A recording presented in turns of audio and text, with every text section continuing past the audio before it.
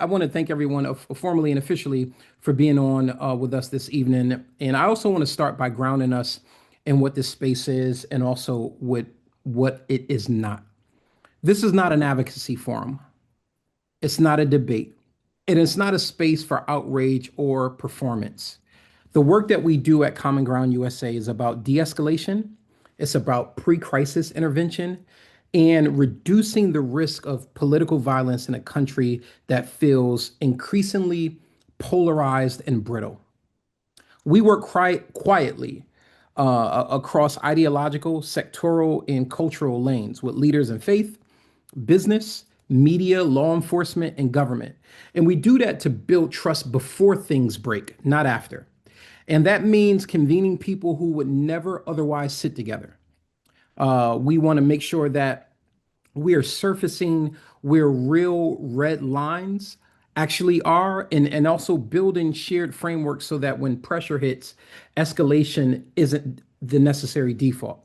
And that's the spirit of what tonight is. I'm honored to be joined by former Baltimore State's Attorney Marilyn Mosby. I consider her a personal friend. She's a Bostonian. So for those of you who are from Boston, shout out to Boston. Shout out to the Bean. Your Honor is from Boston. But Maryland led one of the country's most scrutinized prosecutors' offices through periods of public unrest, national attention, and intense institutional pressure. I was trying to be palatable about what I said. Uh, and whatever people's views of her tenure, she has firsthand experience operating where law, legitimacy, and community trust collide, which is exactly the terrain we're examining tonight. So before we begin, I want to name the broader context we're operating inside of tonight.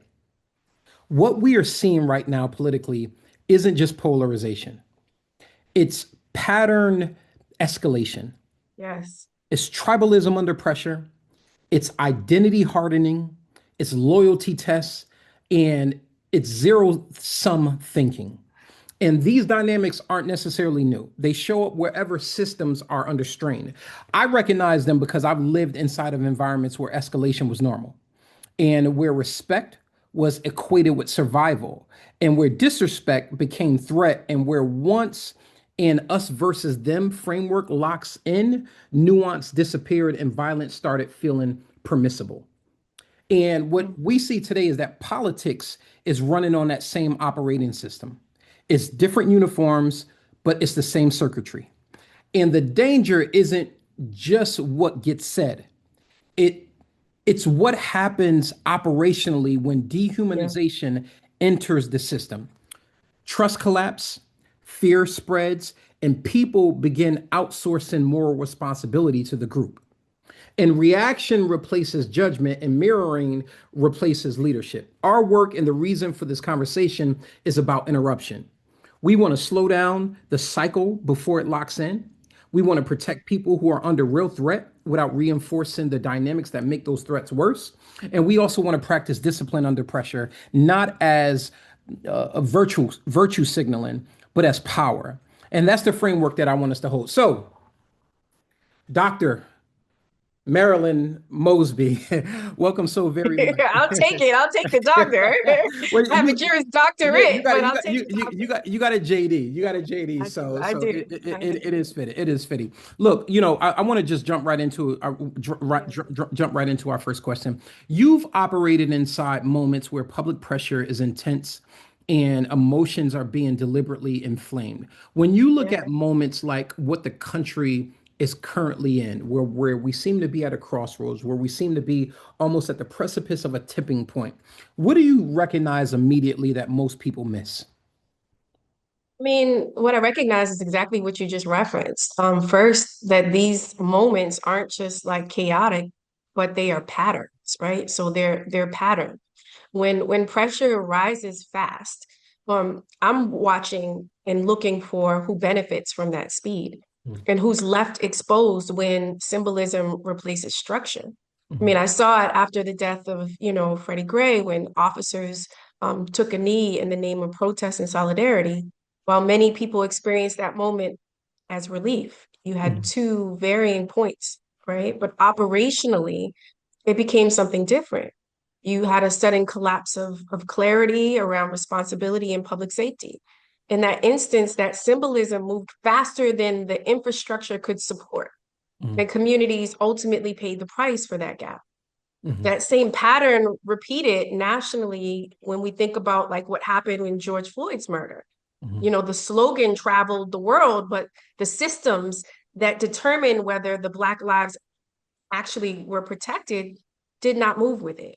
So Mhm. when pressure rises this fast, I'm looking for to see who benefits from that speed and who is left exposed when that type of symbolism replaces structure. Yeah, I appreciate that. And I appreciate that framing because you've been able to see things from a very unique perspective. And to me, what you're naming is that speed itself is a warning sign, right? Hmm. Like when Yes. momentum accelerates, symbolism often outruns structure, and the people Yep. who feel momentarily relief aren't always the people who bear the long-term consequences, right? Like, and Absolutely. the real risk isn't chaos; it's when it's when it's when clarity about responsibility and authority and protection quietly dissolve while Yep. everyone else is focused on gesture instead of the system. And so let me push this one layer deeper. When dehumanization enters public discourse in moments like Hmm. this, not necessarily as rhetoric, right, but as a governing Right. tool, what does it do operationally to escalation dynamics, public trust, and community safety? I mean, again, we're talking operationally. Dehumanization removes friction. So it's incredibly dangerous because it makes harm a lot easier. Mhm. We saw it when you say Black pain was turned into a political instrument. Mhm. And it was pretty much amplified rhetorically, but structurally not addressed. Mhm. We're seeing it now in the language used to justify targeting and mass deportation of immigrant families, including children. But once people are framed as threats rather than human beings, escalation becomes efficient and restraint is no longer rewarded. And Mhm. so when you talk about trust, what we know from history is that public trust doesn't erode all at once. It collapses when people realize the system responds differently depending on who's being harmed. Mhm. So when trust collapses, no one is safe. Mhm. Mhm. Mhm. Mhm. Mhm. I think that's extremely imperative that we pay attention to. Like what you're surfacing, it is that dehumanization is it's not just a moral failure. Mhm. It's a systems accelerant. And Yes. once people I are like that. Systems accelerate. I'm gonna yeah, use yeah, it. it's a Yes. systems accelerant. That's not copyrighted, Yes. so you go ahead on and use it. Thank you. Thank you. And once people are reduced to threats, harm becomes Yep. easier to justify, and it Yep. becomes Yep. faster to execute, and it's harder to interrupt. And trust doesn't erode evenly; it collapses asymmetrically, Yep. right? And so different communities feel it at different speeds. But once that collapse sets in, the damage spreads, and no one is going to be insulated from it. And so let me stay there for a second with Mhm. leadership under pressure. You've been in moments where reacting would have felt justified, Yeah. even demanded. Yep. Yep. How did you think about restraint, not as weakness, but as a form of power when everything else around you was pushing toward escalation? So I think again, it's like you're answering the question for me. Restraint is definitely power, and we have to see it as such. Like after, the uprising and after Freddie Gray's death, in 2015, the reaction that was being demanded of me was immediate sort of response, loudly, constantly from every direction, right? But reaction would have satisfied that moment, not necessarily protected the city. and Hmm. and and restraint is what allowed me to preserve my decision making authority Hmm. while emotions were being deliberately inflamed. Hmm. It allowed prosecutions to be the prosecution to be evaluated on evidence rather than the pressure. And it Hmm. prevented the escalation from becoming irreversible. Hmm. One thing that I have learned is that, when you talk about that restraint is power, and power isn't volume. Power is maintaining control over outcomes when everyone wants a spectacle. Hmm. Hmm. And I just realized that, for all intents and purposes, maybe you should just describe for our audience writ large what the situation around Freddie Gray, what that was like, and what your role was in that particular situation.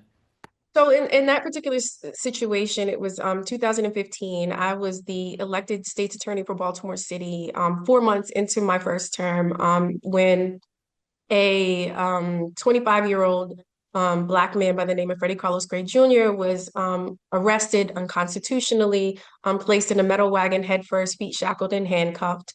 His pleas for medical attention were ignored. And then, as the prosecutor at the time, I had to make the determination during an uprising. There were, folks from both. You have the police unions who did not want me to charge the police officers. You had folks that the voiceless of individuals where the community pretty much revolted against the status quo, and were calling for the prosecution of these officers. But it was also at a very tumultuous time in which there was a great deal of uprising in the city of Baltimore, where some people and buildings were burned and cars, and it was a very contentious situation. Mm. Got it. Got it. Got it. Ultimately, I Mhm. followed the facts with the law. I wouldn't have done anything, and to this day wouldn't do anything differently. And I charged those police officers that were responsible, judicially and legally, for the responsibility for his death. Hmm. Yeah. Yeah. I just wanted to just give us a little bit more framing. Context. Yeah, yeah, Yeah. the Yeah. context, without question. And I think that what you're describing is leadership that refuses the false trade-off between immediacy and responsibility. Yeah. And in moments like the one you were in, the pressure isn't just to act. It's to act in a way that satisfies the crowd in real time. And that's the trap in Yeah. contextualizing our conversation Yep. tonight. Once leaders start optimizing for emotional relief instead of long-term safety, they lose control of the system that they're supposed to steward. And Mhm. restraint in that context becomes a way of keeping the system governable, right? Like it protects Agreed. the integrity of decisions so that they can be judged on evidence rather than outrage. And it also buys time, not for delay's sake, but so consequences aren't shaped deliberately instead of by momentum. And so that sets up the next tension that I want to explore. How do leaders protect who are under real and immediate threat without forcing the very dynamic of fear, spectacle, and dehumanization that places those threats spiral in the first place? I mean, I think the way that they do it is you have to refuse to confuse protection with signaling. I mean, I think an example is after George Floyd. Many of the leaders at that time rushed to demonstrate their alignment with the moment, right? Without asking whether their actions actually reduced harm. So the protection, what I've learned in my leadership is that protection is quiet. Mhm. It's logistical. It's about resources. It's about follow through and accountability, not Mhm. public performance. Mhm. Um, we see the danger of performance today, when force is deployed against people Mhm. labeled as resistant, Mhm. when families are separated under the banner of enforcement, and when violence is normalized because the targets have been rhetorically stripped of their humanity. hmm Just want to remind everyone, if you have any questions, please feel free to drop them in the chat. We are monitoring the questions in real time. Before we move on to the next question that I have for you specifically, Your Honor, I want to just drop a question that we got from Ellie Fuller, and the question is: I was just lobbying with my state legislators today and found across both party lines that conversations quickly became secular. These discussions clearly reflected underlying issues in the systems we rely upon to act change. What can I do to shift these conversations into a path for creating change that won't wait? How can I, as a community member, use my own voice and connections to advocate for improvement in the system itself? I mean, I think you're doing exactly what needs to be done. I mean, for far too many right now, we're silent.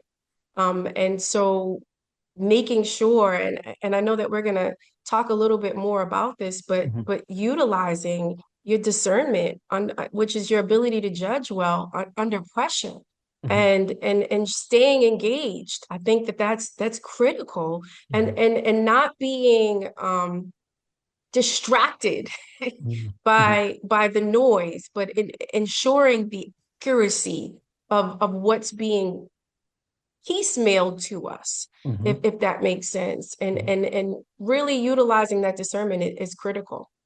You talked about being distracted by the noise. One of the things I talk Yeah. about is what's happening right now in our country. It feels like there's a sleight of hand going on. When I was a kid, there used to Yep. be, I was intrigued by magic. And you think everything is magic, but in all actuality, it's a matter of the look away, what you call it, right? It's like Magic Johnson, Yep. he has the Yep. Yep. ball Yep. and he's Yep. looking in this direction, and then he threw the ball behind his back to someone else, and the look away is happening, and we're being distracted by the noise. We're being distracted by the noise of the algorithm, where we are having our notions reinforced by the things that we like, by the things that we by the sites that we go on. We're being distracted by the media, depending on what side the media is leaning on. Yep. That's what our diet is going to be. We're being distracted by our own internal voices, by our own prejudices, by our own biases. We're being distracted by the right side, the blue team, and the red team, and the purple team. We're just being distracted by a lot of noise, and nobody is locking in. And I think that what you're pointing to is the difference between looking like protection and actually reducing harm, right? Signaling soothes the moment, but it doesn't stabilize it. And real protection is going to be unglamorous, and really, it's often invisible. And it's logistics, it's resources, and accountability working quietly in the background while the public conversation is fixated on posture. And where I think when leaders substitute performance for protection, they may calm one audience briefly, but Yeah. in all actuality, they leave the underlying system more brittle and more dangerous. Look, let me widen the lens beyond formal leadership. For people who aren't in office but feel pulled into anger and fear right now, Yeah. what are the signals that tell them they're being manipulated? That the noise that they're hearing is not necessarily the boogeyman who's bumping something in the night, where they have to sleep not just with the flashlight on, right? But they got a Yeah. machete under their match under their pillow, and they got their door to the bedroom dead bolted because they think that there's a real Freddy Krueger out there. Yeah. They feel like there's a real boogeyman out there. And what does disciplined refusal actually look like in daily life, not just necessarily in theory? So I think manipulation, as you asked, manipulation shows up when outrage is constant and there is no clarity, Mm, right? And so when people are told to focus on one visible enemy, like you stated, the boogeyman, while systemic abuses remain untouched, mhm, including widely reported failures to protect children from exploitation and abuses within powerful networks. mhm, That's a signal. When mhm, institutions protect themselves protect themselves faster than they protect the vulnerable, trust doesn't just decline, it disappears. And we talked about that. It collapses. And Hmm. so what disciplined refusal looks like is refusing to be rushed, refusing to Hmm. share incomplete narratives, and refusing to let urgency of news bites replace that accuracy. Mm. Look, refusing to be rushed. When you consider the time that we live in right now, everything is instant. We want it in a nanosecond. If we want it before we want our Amazon packages delivered before we even press send. Correct. And Right. everything is about the rush. Everything is about expediency. But oftentimes, in the spirit of expediency, we're losing our humanity. And I, Yeah. I I think that what you're naming is that manipulation thrives on speed without substance. Yep. In this constant outrage paired with this shallow explanation is a tell. And when attention is pulled towards a single enemy while deeper failure remains untouched, people are being Yep. steered, not necessarily informed. Right. Yep. And so what we see is that this disciplined refusal in that sense isn't disengagement, it's choosing accuracy over Yep. adrenaline. And Yep. so let me take this one step further beyond like institutions. When institutions are under attack from multiple directions at once, what mistakes do leaders make that feel stabilizing in the moment, but actually accelerate loss of legitimacy instead of restoring trust? I think the biggest sort of mistake is protecting the institution before protecting the people, right? Say that one more So time. Say that one I more said time for the people in the the back. the biggest mistake is protecting the institution before protecting the people. When communities see like swift action against protesters and journalists, but silence around the entrenched abuses, whether they are racial, economic, or involving the exploitation of children, legitimacy collapses. Institutions don't lose trust because they're criticized. They lose trust when their priorities have been exposed. Hmm. Hmm. Hmm. We got another question that came in, and I don't know who this question is from, but the question is: much of the justification used for ICE action is untrue. Does calling out the lies publicly useful or inflaming? So I guess the question is: does calling out the lies publicly is that useful or is it inflammatory?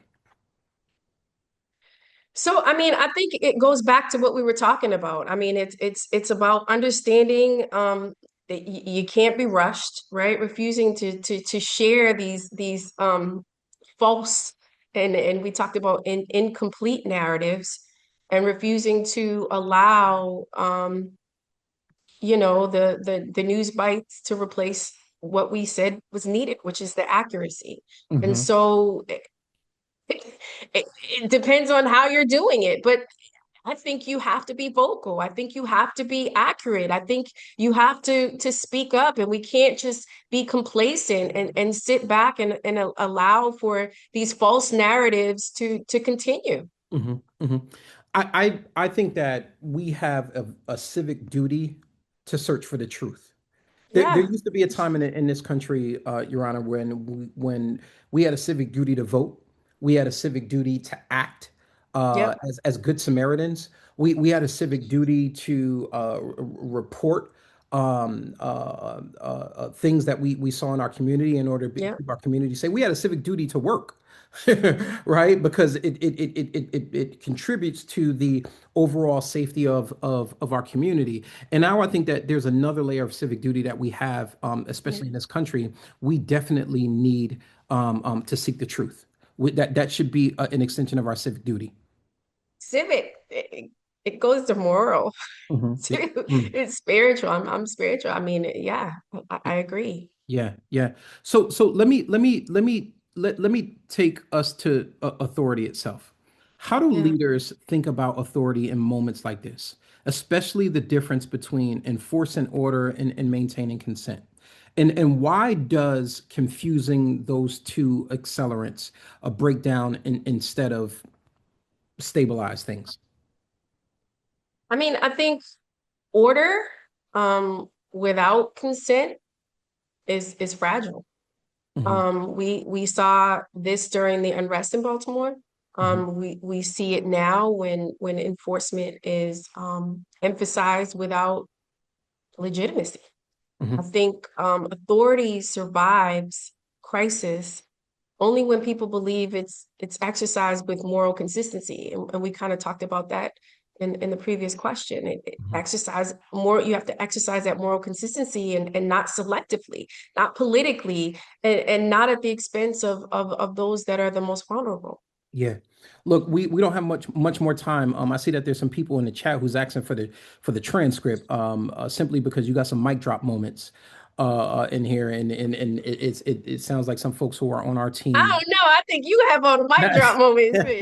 You right there, you breaking it down. So Well, look, I know that another question that ended up coming in, and this question was from let me see, Trinice Jones, and I'm hoping I'm pronouncing your name properly. It says, "How does the dehumanization of people, like referring to slash depicting them as animals, power the abuse of those people? Does allowing those behaviors to continue lead to the possibility of more violence?" I mean, I think she's answered the question for herself. I think it's extremely dangerous. Mhm. And you know, we've seen what happens when emotion replaces structure and symbolism replaces protection. If democracy is, and I would argue is being pretty much dismantled, it's not just through policy, it's Mhm. through our willingness to accept that dehumanization is normal. Yeah, I think that what you're getting at is that authority without consent may look strong, but it's actually fragile, and It's very fragile. yeah, absolutely, it holds only as long as fear does. And the Yep, moment people experience enforcement as selective or inconsistent, that yep, legitimacy piece that you talked about, it drains out the system. And once that yep. legitimacy collapses, authority has to lean harder on force, right? Which accelerates, exactly that instability it's trying to in control. Let me also bring us to the last layer, because I think that I think that this the question in the chat is actually pointing right at it. I'm going to say this plainly. When people are depicted as animals, or threats, it doesn't justify abuse in theory. It lowers the psychological barriers Yep. to harm in practice. And it tells people that cruelty is protection, and that access is necessary, and that empathy is dangerous. And that's how violence moves from possibility to permission. And so I want to, just ask you this last question, before we probably take one more from the chat. And we really do appreciate your time. What is the one reaction you've seen from leaders or communities that feel satisfying in the moment, righteous even, but actually makes things worse? And what does that disciplined alternative look like when the pressure is still on? Say, public sort of escalation can feel satisfying, um, but it feels like accountability. Hmm. Um, what I've watched deepen from the Baltimore national stage is the discipline sort of alternative is containment, clarity, and repair. Hmm. It's slower, it's quieter, and it's the only sort of path that doesn't trade short-term um, validation Hmm. for long-term sort of damage, Hmm. right? And Hmm. so that would be my response. Thank you so much for that. Look, I want to close this out with this thought, and by naming what tonight was really about. It wasn't about a headline, and it wasn't about a personality, and it's not about a moment. What we've been talking about is how systems heat up, and what happens when people lose the ability to slow themselves down inside of that heat. And we've heard tonight that escalation isn't random. It's very intentional, it's very patterned, it's very deliberate. And dehumanization isn't just offensive, it's efficient. Hmm.